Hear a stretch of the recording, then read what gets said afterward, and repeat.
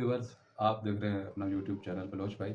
आज इस टॉपिक पे बात करने हैं। वो टॉपिक है कि अफ़गानिस्तान जो है पाकिस्तान के ऊपर जो महाज़ खुला है, इस महाज़ के ऊपर तालिबान ने कहा है कि वो B-21 जो है वो मिज़ाइल सिस्टम जो है इस्तेमाल करेगा पाकिस्तान के ऊपर और उसके बॉर्डर के ऊपर, और उन लोगों पर जो कि चलाने वाले भी मुस्लिम है और जिस पर मारा जाएगा वो भी मुस्लिम है। ये दोनों तरफ से जो क्लैश बढ़ा है, इस क्लैश के अंदर जो है बहुत सी वजूहत है। इसके साथ साथ ये क्यों पाकिस्तान गवर्नमेंट जो है नाकाम हुई है, और ये आर्मी के जो आपस में क्लैश हैं ये क्यों हो रहे हैं, इस पे भी बात करेंगे। इसकी वजह क्या है, इसकी गहराई के पीछे भी जाएंगे। सबसे पहले तालिबान के तर्जमान ज़बीहुल्लाह मुजाहिद ने ये कहा है कि वो इस तर्ज के B-21 के तर्ज के जो रॉकेट लॉन्चर है वो इस्तेमाल करने जा रहे हैं।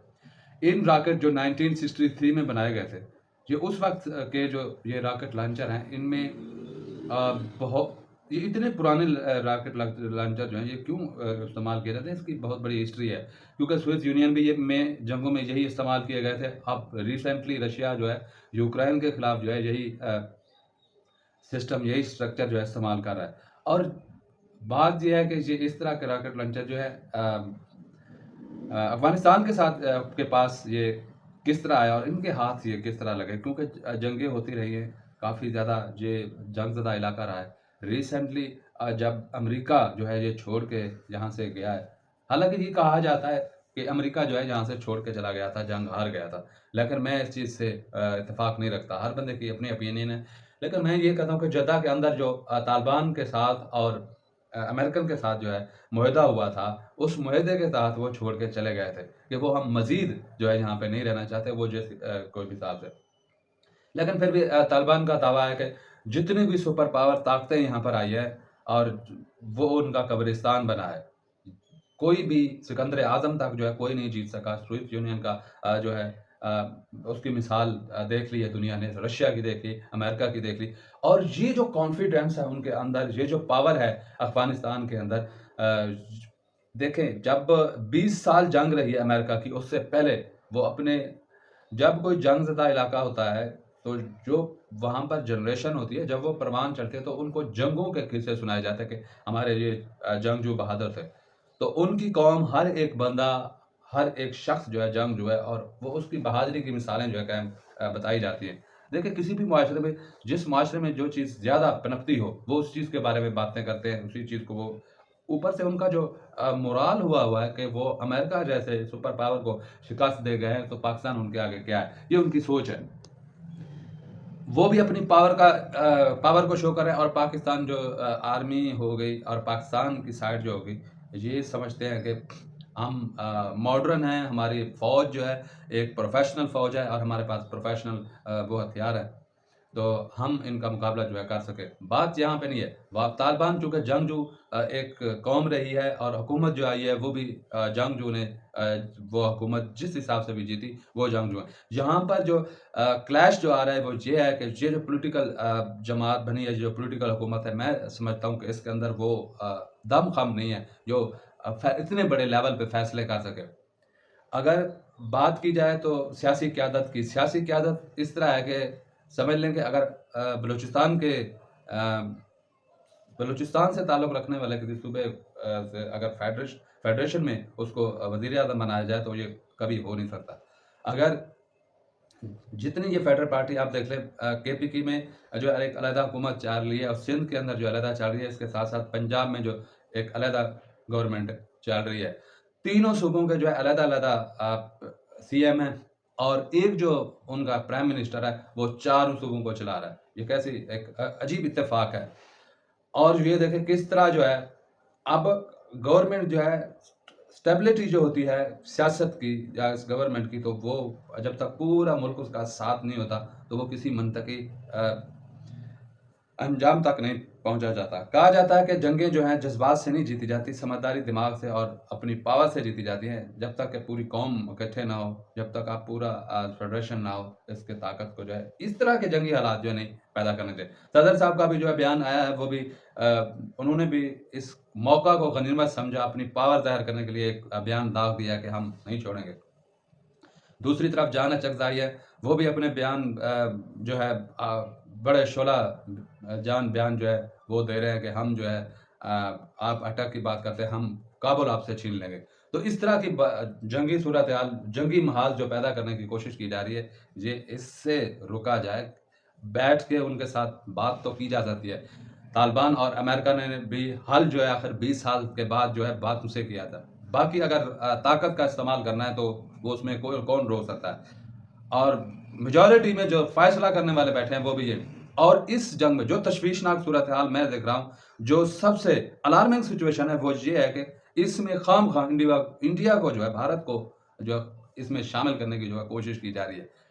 ایسے بے وقوف جو اپنا محاذ یہاں پر کھول کے بیٹھے ہوئے خام خواہ انڈیا پر جو ہے بلیم لگا کر اور اس کو شامل کرنا چاہ رہے ہیں.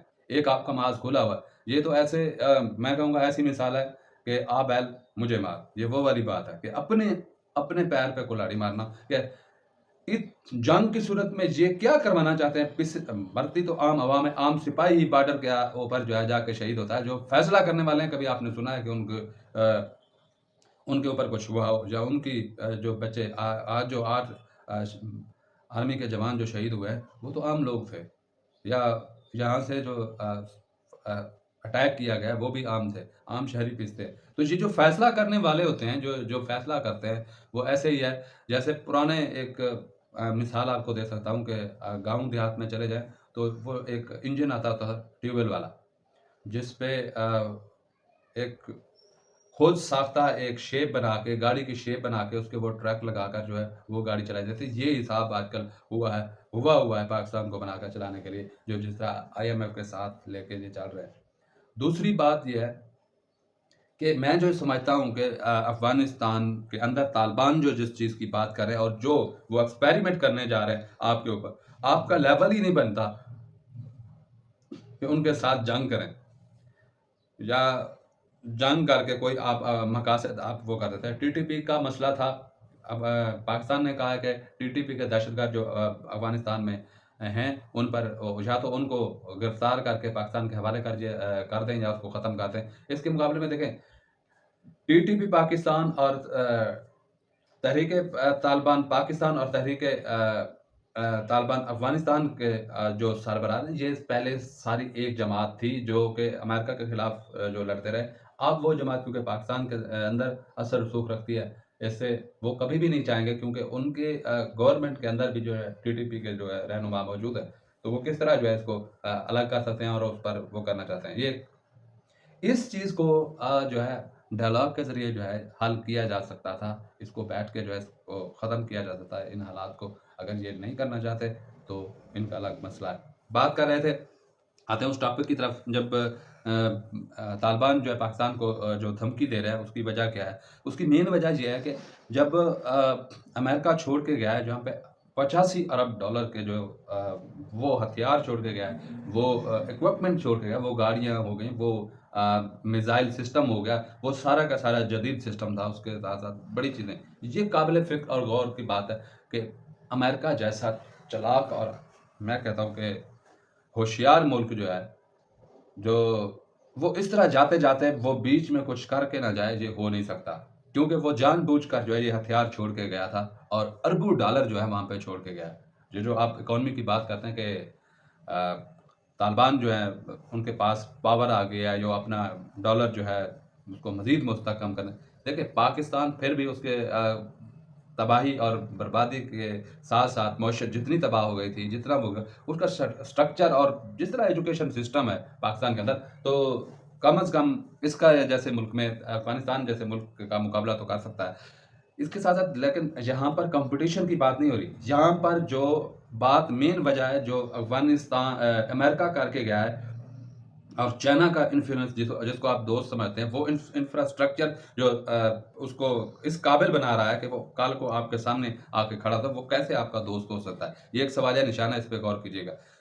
آپ بھارت کو جو ہے دشمن کہتے ہیں، دشمن کی ریٹ کہتے یا اس کو دشمن سمجھتے ہیں. اس کی وجہ میں یہ بتاتا ہوں کہ وہ ایک ہی لائن ہے، وہ ایک ہی سسٹم ہے کہ بھارت جو ہے آپ کے ساتھ جو ٹریڈ کرنا چاہتا تھا، یا کشمیر کے مسئلے پر اگر بات کر کے کشمیر کا مسئلہ حل ہو جاتا ہے، تو اس کے بعد کس بات پہ آپ کا ان کے ساتھ کلیش ہو سکتا ہے؟ پہلی بات ہے بھارت بہت زیادہ بڑی منڈی ہے، اس کے ساتھ آپ کو فائدہ ہے.